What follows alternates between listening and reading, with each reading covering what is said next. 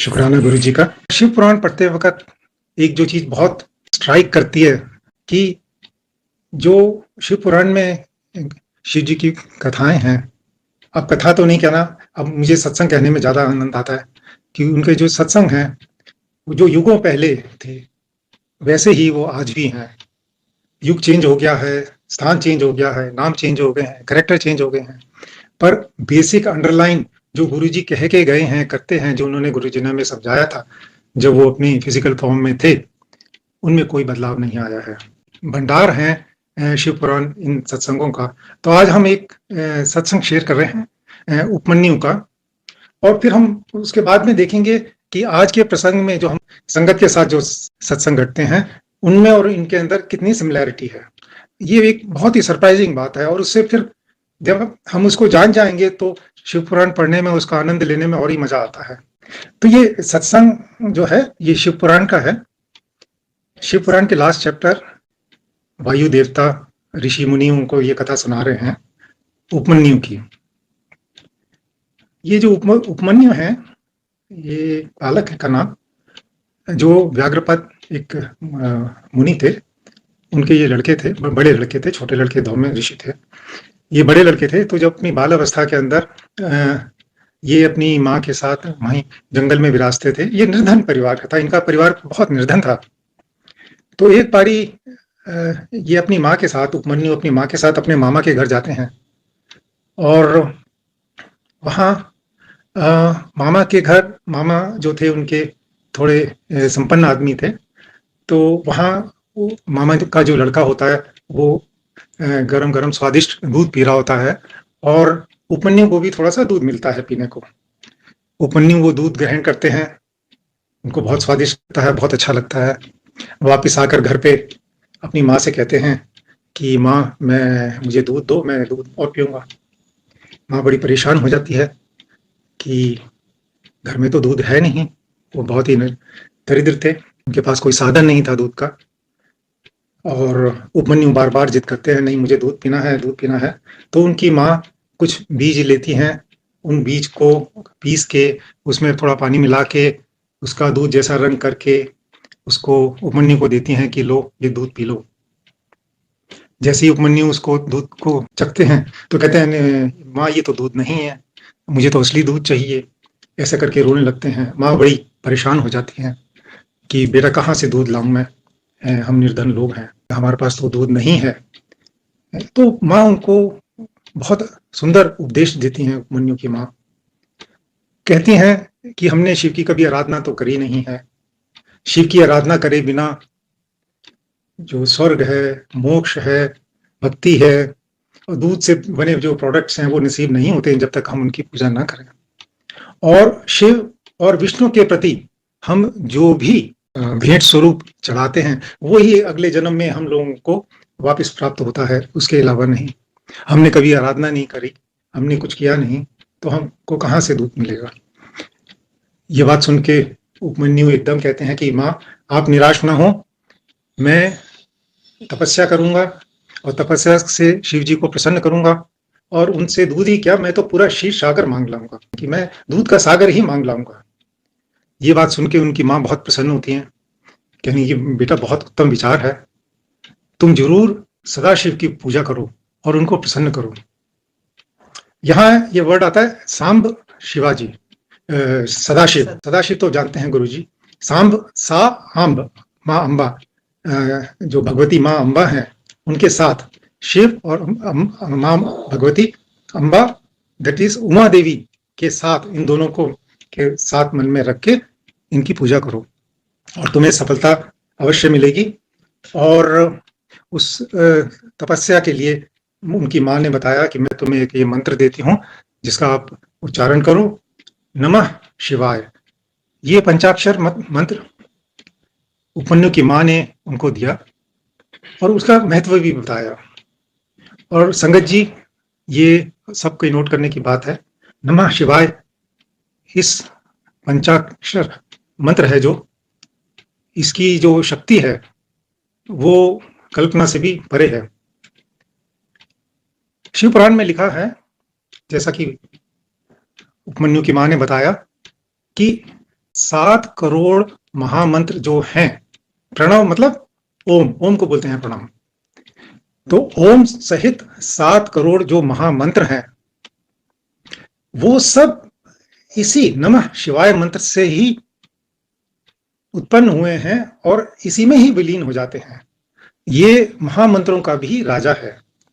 तो नमः शिवाय एक ये 5 अक्षर मंत्र में इतनी अद्भुत शक्ति है और ये सभी 7 करोड़ महामंत्रों का भी राजा है। सारे मंत्र इसी से निकलते हैं और इसी में विलीन हो जाते हैं, ऐसा उन्होंने बताया।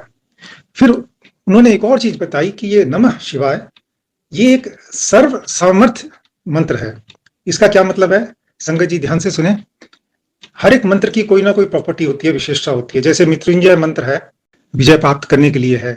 इसी तरह कोई धन प्राप्ति के लिए है, कोई संतान प्राप्ति के लिए है, कोई विदेश जाने की प्राप्ति के लिए है। तरह तरह के विभिन्न हजारों हजारों मंत्र हैं, लाखों लाखों मंत्र हैं जिनका अलग अलग प्रभाव क्षेत्र है। पर नमः शिवाय एक ऐसा मंत्र है जो कि सर्व संपन्न है। इससे कोई भी अभिलाषा मन की पूर्ण हो जाती है। तो ये एक इसकी विशेषता है, सर्व सामर्थ्य। इस मंत्र में भक्त की पूरी रक्षा करने का विधान है। ये मंत्र भक्त को पूरी रक्षा प्रदान करता है। तो माँ ने उनको बताया और ये उनको मंत्र दिया नमः शिवाय का पूजा करने को। और रक्षा के लिए उन्होंने कहा, जो कि शिव जी का एक महाअस्त्र है, अघोर अस्त्र, बहुत ही शक्तिशाली अस्त्र है, वो भी आप नमः शिवाय इस मंत्र से ही उपजा हुआ मानो। और उनकी माँ ने इसके अलावा उनको एक अभिमंत्रित विरजा होम की जो भस्म थी, उनके पति द्वारा अभिमंत्रित भस्म थी, वो भी उन्होंने प्रदान करी उनकी रक्षा हेतु के लिए। तो इन सब चीजों को लेके माँ का वो सुन के उपमन्यु घर से निकल पड़े और एक हिमालय के शिखर में बैठ के जाके वहां उन्होंने 8 ईंटों का, इसका मैं वर्णन करूंगा कि क्या मतलब है, 8 ईंटों का एक छोटा सा मंदिर बनाया, उसमें मिट्टी का शिवलिंग बनाया और जंगल में ही जो फूल पत्ती पेड़ फल थे उन्हीं से उस मंदिर को सजाया और उन्हीं से भोग लगा के उन्होंने अपना इस नमः शिवाय मंत्र से सांब सदाशिव की पूजा आरंभ करी, तपस्या आरंभ करी। अब एक और चीज यहाँ आती है कि जब भी आप किसी अच्छे रास्ते पे निकलते हैं तो जो बुरी शक्तियां होती हैं, जितनी जितनी आपकी भक्ति बढ़ेगी उतनी ही नेगेटिव फोर्सेस भी बढ़ेंगी। ये हमेशा होता है, ये अभी भी हो रहा है। आप भक्तजन जो भी लोग हैं वो महसूस करेंगे कि जितने जितने आप एक अच्छे मार्ग में चलेंगे, उस मार्ग में से आपको हटाने के लिए जो नेगेटिव फोर्सेस हैं वो भी उतनी ही प्रबल हो जाती हैं। तो जहां वो तपस्या कर रहे थे वहां उसके पास कुछ मुनि गण जो पिशाच योनि में थे, वो शापित हुए थे ऋषि के से, तो वो उनके तपस्या में विघ्न डालने लगे। पर जब उन्होंने नमः शिवाय का मंत्र और उनकी तपस्या को देखा तो उनका भी हृदय परिवर्तित हो गया और वो भी उनकी सहायता करने लगे। उनकी तपस्या बढ़ती गई, उससे जो ऊर्जा जो शक्ति प्रबल हुई सब जगह, उससे देवता लोग परेशान हो गए और वो विष्णु जी के पास गए कि न जाने कौन बालक तब किस वजह से तपस्या कर रहा है और उसकी हम अग्नि से संतप्त हो रहे हैं, आप हमारी रक्षा कीजिए। विष्णु जी ने ध्यान लगा के देखा तो उन्होंने देखा एक कुमार दूध पीने की लालसा से तपस्या कर रहा है। तो वो शिव जी के पास गए और उनसे कहा, प्रभु आप इस बालक को वरदान देके इसकी तपस्या को सफल कीजिए, इसकी तपस्या से सभी देवता परेशान हो रहे हैं। शिव जी ने उनको भेज दिया वापस कि ठीक है, मैं उनको दर्शन दूंगा और वर प्रदान करूंगा।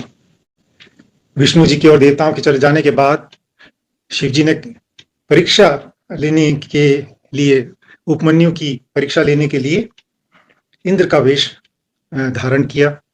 माँ उमा ने इंद्र की पत्नी शची उसका वेश धारण किया और वो ऐरावत, जो नंदी जी थे वो ऐरावत के रूप में हुए। तो ऐरावत में चढ़कर इंद्र और शची की वेशभूषा में अपने गणों के साथ, जो कि देवताओं के रूप में, वो स्थान पे गए जहां उपमन्यु तपस्या कर रहे थे। उपमन्यु ने इंद्र को आता देखा कि वो इंद्र माँ शची के साथ आए हैं, देवी शची के साथ आए हैं, तो उन्होंने प्रणाम किया, उनका स्वागत किया। स्वागत करने के बाद शिव जी के रूप में जो इंद्र थे उन्होंने कहा, मैं तुम्हारी तपस्या से प्रसन्न हूं, मेरे से वर मांगो। तो उपमन्यु ने कहा, मुझको शिव भक्ति का वर दीजिए। तब इंद्र ने कहा कि तुम मुझे नहीं जानते, मैं तीनों लोकों का स्वामी हूं, मैं तुम्हारी कोई भी वर देने में सामर्थ्य रखता हूं, अब मुझसे कुछ भी चीज मांग लो, मैं उसको तुरंत दे दूंगा। किस निर्गुण शिव के बारे में के पीछे पड़े हो, वो तो पिशाच भाव से युक्त है, और वो क्या देने में सामर्थ्य है, वो तो निर्गुण है।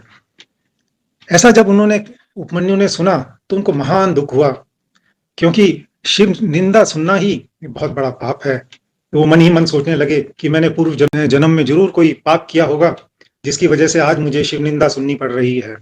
और वेद में ये भी लिखा है कि जो भी शिव निंदा करता है, उस निंदक को तुरंत मारकर खुद प्राण त्याग दें, अपने स्वयं प्राण त्याग दें। ऐसा करने से वो जीव शिवलोक का अधिकारी हो जाता है। तो उन्होंने ऐसे मन में विचार आया कि मैं इस इंद्र को अब मैं मार देता हूं, और उसके बाद स्वयं अपने शरीर को अग्नि में भस्म कर दूंगा। ऐसा सोचकर उन्होंने जो अघोर अस्त्र था और जो भस्म से अभिमंत्रित, वो शिव जी के प्रहार करने के लिए उनके ऊपर अघोर अस्त्र छोड़ दिया, और खुद वहां स्वयं अपने शरीर को अग्नि में त्यागने के लिए ऐसी धारणा धारण करके खड़े हो गए। जैसे ही उन्होंने वो अस्त्र छोड़ा तो नंदी जी ने उस अस्त्र को रास्ते में ही पकड़ के निष्फल कर दिया, और तब शिव जी ने माँ उमा के साथ नंदी में सवार इस रूप में, उसमें लिखा है बालेंदु शेखर के रूप में, उपमन्यु को दर्शन दिए। उपमन्यु नंदी जी के ऊपर विराजमान सदाशिव माँ अम्बा के साथ देखते ही उन्होंने दंडवत प्रणाम किया, और महान महान खुशी हुई।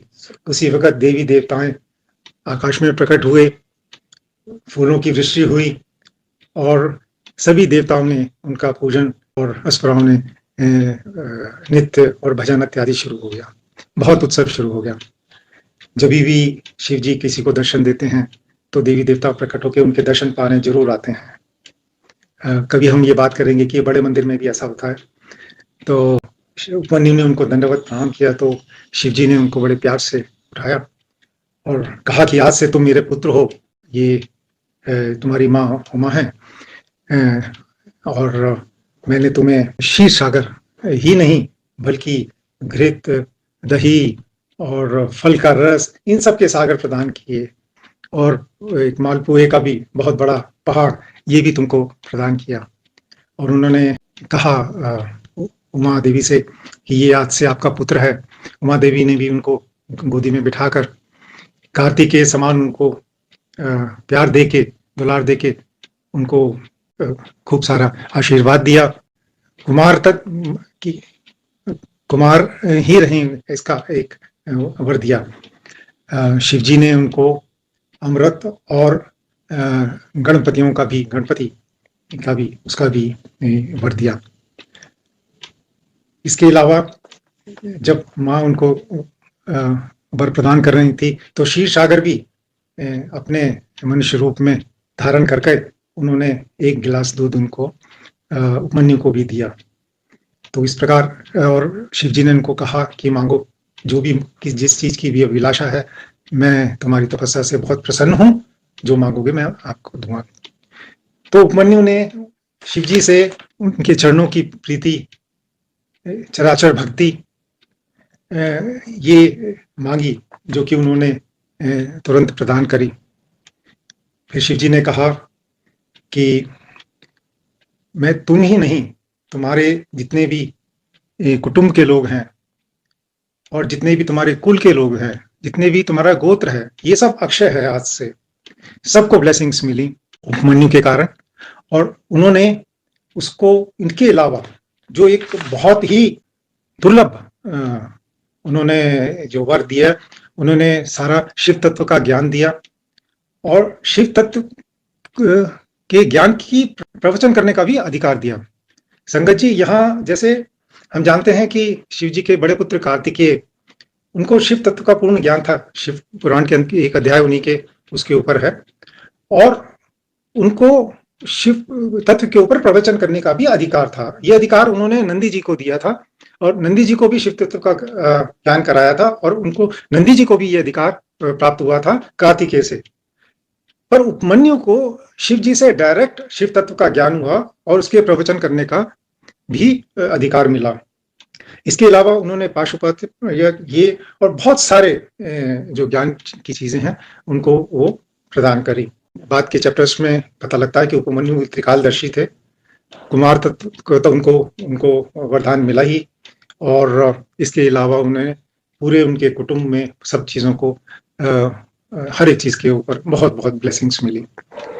ये सब ब्लेसिंग्स देके नंदी जी पे सवार सदाशिव और माँ उमा वहां से चले गए।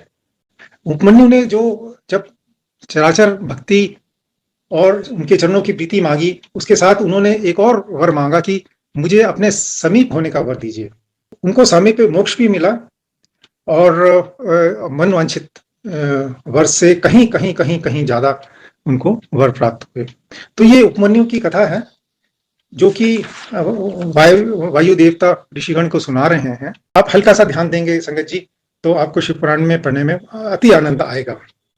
सबसे पहला तो ये है कि जो उपमन्यु थे, जैसा शिव पुराण में लिखा है, वो अपने पिछले जन्म में उन्होंने सिद्धि प्राप्त कर ली थी। वो सिद्ध पुरुष थे, पर किसी गलती के कारण उनको फिर दोबारा से मनुष्य योनि में आना पड़ा। गुरुजी भी कहते थे, जब किसी ने पूछा तो गुरुजी ने एक बार बताया था, अपने मुख से स्वयं बताया था कि मैं संगत को ताड़ने आया हूं। जो संगत पिछले जन्मों में किसी गलती की वजह से जिनको दोबारा मनुष्य रूप लेना पड़ा, मैं उनको ताड़ने आया हूं, मैं उनको अपने साथ ले जाने के लिए आया हूं। तो आप ये देखिए, इसमें शिव पुराण में लिखा है कि वो पूर्व जन्म में सिद्ध थे, सिद्ध पुरुष थे। इस जन्म में शिव जी ने आके उनको सामीप्य मोक्ष प्रदान करा। ये बिल्कुल वही बात है जो गुरुजी ने कहा कि मैं अपनी संगत को, जो किसी वजह से पिछले बर्थ में किसी गलती की वजह से दोबारा मनुष्य योनि में आए, तो उनको तारने के लिए आया।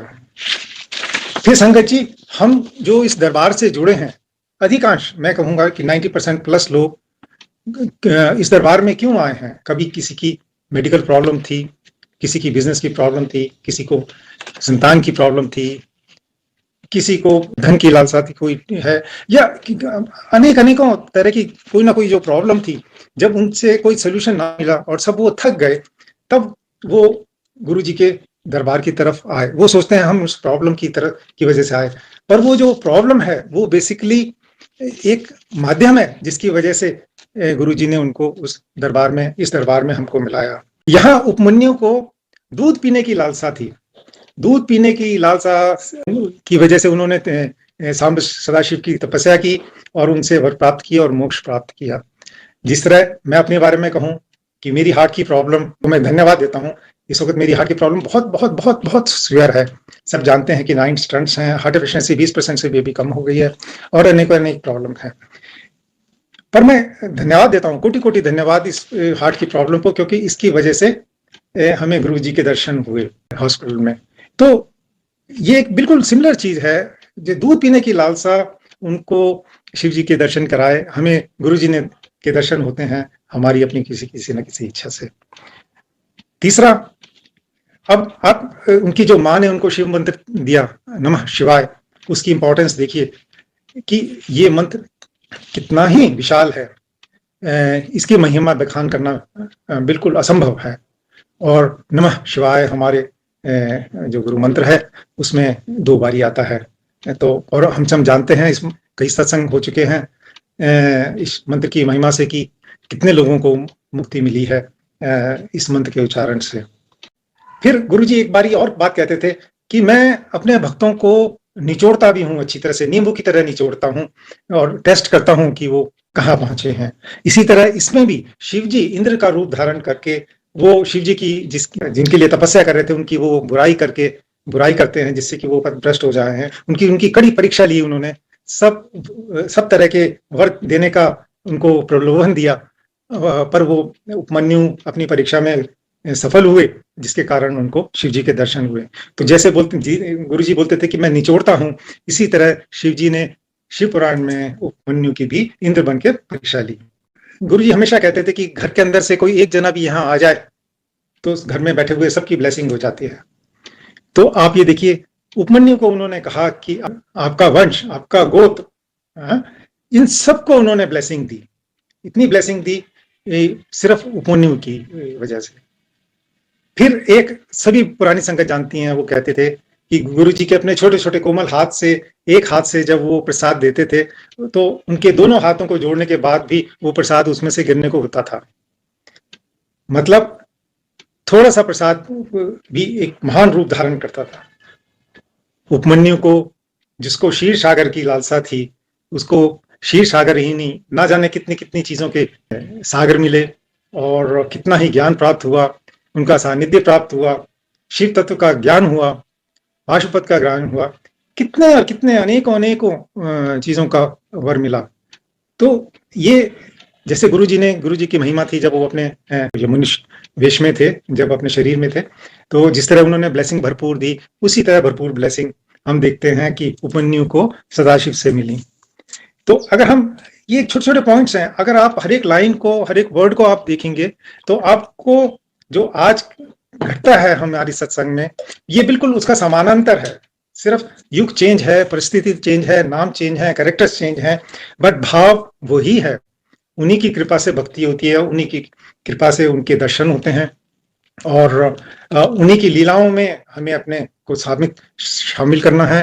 वही हमारे सत्संग बनते हैं, हमें उनको उसमें पात्र बनना है।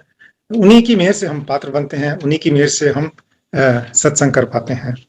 कृष्ण जी भी उपमन्यु से शिक्षा मांगने आए थे पुत्र प्राप्ति के लिए कि मैं क्या करूं, तो उन्होंने उनको बताया था कि कैसे शिव की आराधना करें और कितने टाइम के बाद उनको शिव जी के दर्शन होंगे और उनको पुत्र की प्राप्ति होगी।